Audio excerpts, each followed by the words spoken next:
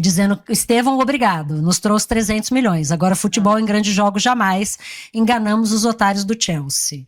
Aí eu quero pegar a sua opinião isenta, amiga, de quem está olhando de fora, porque o que eu tenho visto é uma torcida muito impaciente com o Estevão este ano, especificamente, pela ausência de grandes lances dele em decisões. Vale lembrar, ele perdeu um pênalti contra o Corinthians, inclusive, né, num momento decisivo clássico, mas né, não dá para falar reclamar de jogador do Palmeiras que perde pênalti e apontar o dedo só para o Estevão, né? Podemos tratar todos os jogadores ali no mesmo balaio.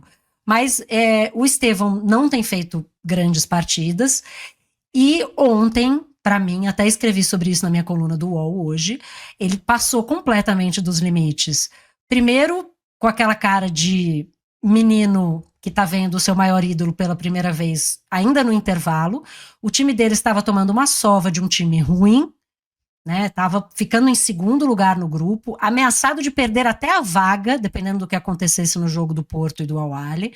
E ele lá, assim, sorridendo, um sorriso desse tamanho, de orelha a orelha, preocupado em trocar a camisa com o Messi. E aí, depois do jogo, dá entrevista dizendo: realmente está difícil ficar com a cabeça aqui, porque eu já estou pensando na Europa. Amiga, não dá. Ele tem 18 anos e eu quero ser razoável no meu julgamento, porque ele só tem 18 anos. Mas não dá, né?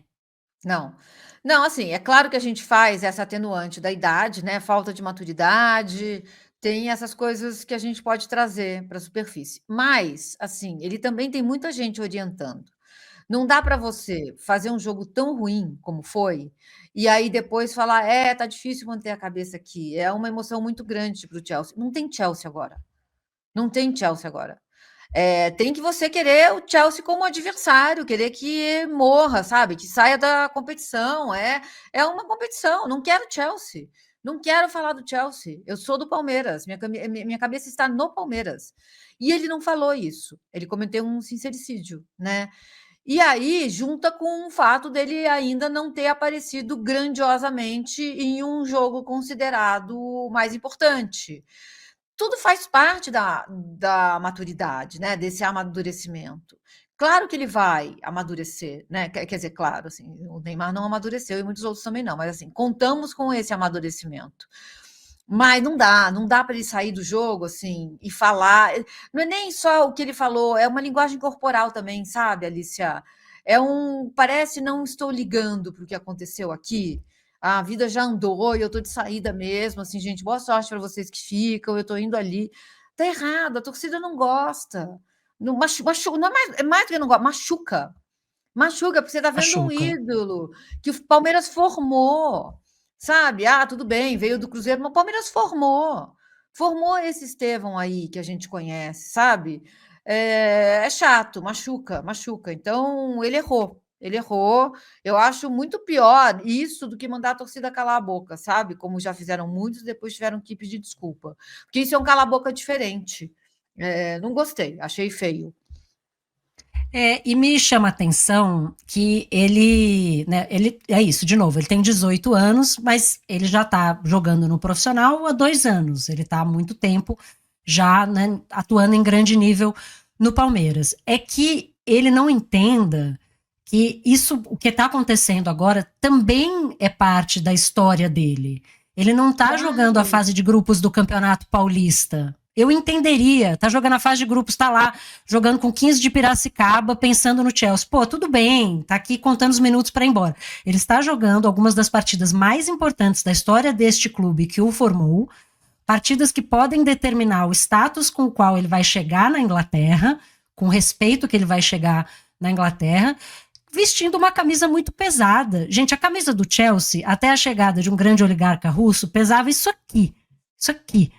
Não era nada, a camisa do Chelsea. Hoje, obviamente, é um time respeitado pelos títulos que ganhou desde então, mas ele está vestindo uma camisa pesada, com a cabecinha sonhando no time que acabou de tomar um pau do Flamengo, em vez de estar preocupado em impressionar o Messi com o futebol dele, com o que ele pode fazer dentro de campo. Gente, o Messi acabou o jogo, ele viu o Djalminha na beira do campo. Quem não viu essa imagem, Procura depois no Instagram, na Cazé TV tá lá, tem várias imagens. O Djalminha tá na beira do campo, o Messi vem correndo até ele, com um sorriso de orelha a orelha, dá a camisa pro Djalminha e abraça assim com uma sensação de que ele estivesse vendo um ídolo. O Estevão pode ser esse cara se ele jogar bola. Ele não vai ser esse cara tietando o Messi e o Soares.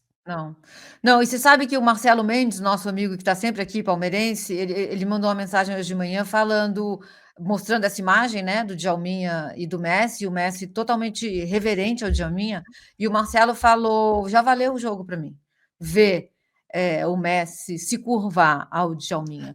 E assim, achar que o Chelsea é maior que o Palmeiras é um desvio de consciência, assim, não é. Gente, o Chelsea não é maior que o Palmeiras. Não fosse um oligarca russo. O Chelsea é o Bragantino com o oligarca russo que foi indo. Então hoje a gente tem essa ideia do Chelsea, porque virou um time mais forte mesmo. Mas o Palmeiras é maior, né? E essa colocar o Djalminha é engraçado, né? Porque no jogo que o deslumbre do Estevão ficou evidente, que a torcida ficou tão machucada com isso, o Djalminha colocou as coisas em contexto, né? O Djalminha simplesmente estava lá e ele foi tratado pelo Messi como um grande ídolo, né? Então aí a gente coloca as coisas em contexto. Foi bacana, foi bonito de ver. Foi, e acho que isso é importante a gente fazer também, valorizar, e o Mundial está servindo muito para isso, que é a gente de futebol e a nossa escola de futebol e os nossos craques, que é isso, Messi, um dos maiores jogadores da história da humanidade, para muitas pessoas, eu inclusive, o segundo, atrás do Pelé, reverenciando um jogador nosso, que jogou no meu time, que tá lá, não é o Pelé, né? Não é o Djalma Santos, não é o Garrincha, é um jogador recente do Brasil, que eu vi jogar, eu tenho 42 anos e eu vi jogar, sendo reverenciado pelo Messi, enquanto um jogador na ativa trata o Messi como uma estrela de videogame. Como se ele fosse um menino de 9 anos vendo seu ídolo, e não um cara que devia estar dando no meio do Messi. Sim. Sabe? E depois que acabou, abraça, chora, tudo certo, pede autógrafo, pede assinatura na camisa, mas na hora, exato, respeitar essa idolatria é jogar de igual para igual. Mas o Breno colocou um ponto aqui, você viu a mensagem do Breno? Ele fala assim, eu fico na dúvida se a gente também não deveria valorizar aqui, ó, a sinceridade da resposta do jogador, ou valorizar a resposta padrão que a gente vê ao longo de décadas. Tem um ponto aí. O Breno ele toca num ponto sensível. É verdade isso. É verdade. É que na hora que a gente não tem o media training funcionando, o media training era melhor, né? Aí as pessoas vão, gente, treina aí esse garoto, para ele não falar essas besteiras. Pega aí, né, uma surra de media training agora no Estevão. E o media training é uma das piores coisas do futebol, né? É realmente, o Breno mandou bem aí. O que eu acho, eu não sei se eu acho pior, eu acho que o fato dele falar mostra, talvez, a intensidade do que ele está sentindo. Ele não conseguiu nem se segurar, né, ao ser feito, ao ser perguntado sobre isso, saiu. Claro que é melhor do que ele dar uma resposta, né, muito obrigada, vamos ouvir o que o professor tem a dizer, estamos aqui em busca dos 3 pontos, né? É horrível. Mas essa sensação dele me preocupa. E aí eu vou trazer um outro ponto, puxando aqui um comentário do Emerson, que está falando, né, do Endrick, da comparação com o Endrick. Ontem, né, nos grupos de Zap, eu estava comentando isso quando saiu a escalação, dizendo, gente, assim, o Abel já nos surpreendeu outras vezes. Basta lembrar, na partida contra o Botafogo, estava 3-0 para o Botafogo, o Abel foi para o intervalo, voltou sem nenhuma substituição, e todo mundo quis morrer, e a partida acabou 4-3. Né? Eu disse isso no começo do jogo e disse isso no intervalo de novo. E a resposta foi sempre a mesma, mas agora a gente não tem o Endrick. E o Estevão não conseguiu ocupar esse lugar. Não. Ele tem um lugar no coração do Abel, que fala dele com mais amor até do que ele falava do Estevão, mas ele não teve esse papel decisivo no Palmeiras. Desculpa, do Endrick, mas o Estevão não teve esse papel no Palmeiras. Tem razão. Esse é um ponto interessante também, porque aquele jogo histórico, né, 3-0 que virou 4-3, quando o time voltou sem alteração, todo mundo pensou: o Abel é louco, né? O Abel tá a fim de levar uma goleada de 6, porque o Botafogo podia ter feito 5-0 no primeiro tempo. Não fez e custou caro, né? E aí o Endrick colocou a bola debaixo do braço e ele ficava batendo no peito, falando: manda para mim, manda para mim. Ele queria ganhar aquele jogo. Ele deu o tom daquela vitória. E tudo porque ele ouviu alguém gritar na arquibancada, né? Isso é dessas coisas que realmente só acontece com o Botafogo. Alguém gritou, é campeão, não é? Alguém gritou, Porque alguém era do alguma Botafogo tá coisa, era algum homenageando esporte alguém das olímpico. Olimpíadas. Isso. Exatamente. A parte da torcida na arquibancada começou a gritar: é campeão, porque tinha um atleta do Botafogo, um atleta olímpico do Botafogo lá, dando uma volta olímpica. E o Endrick ouviu aquilo e falou: não vão ser campeões, nós vamos ganhar nisso. Então, ele se motivou pelo negócio errado, né? Deu certo. E eu acho que faz essa diferença, né? O Endrick é um jogador decisivo, coisa que o Estevão não conseguiu ser para o Palmeiras. Mas o lado bom que eu vejo desse jogo, né? Acho que tem duas coisas. Um é a força do banco do Palmeiras. Então, o Palmeiras consegue puxar do banco jogadores como Paulinho, como Maurício, como o Alan, que, aliás, é menino também, e fez em 5 minutos o que o Estevão não fez em 90 minutos. E não ficou lá paparicando o Messi, embora tenha dito que ficou muito feliz de jogar com o Messi, mas, né, levou a sério, foi muito bem.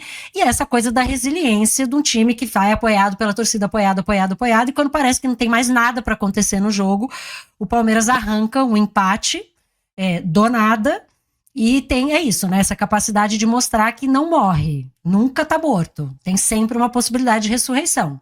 Eu acho que fica esse ponto positivo.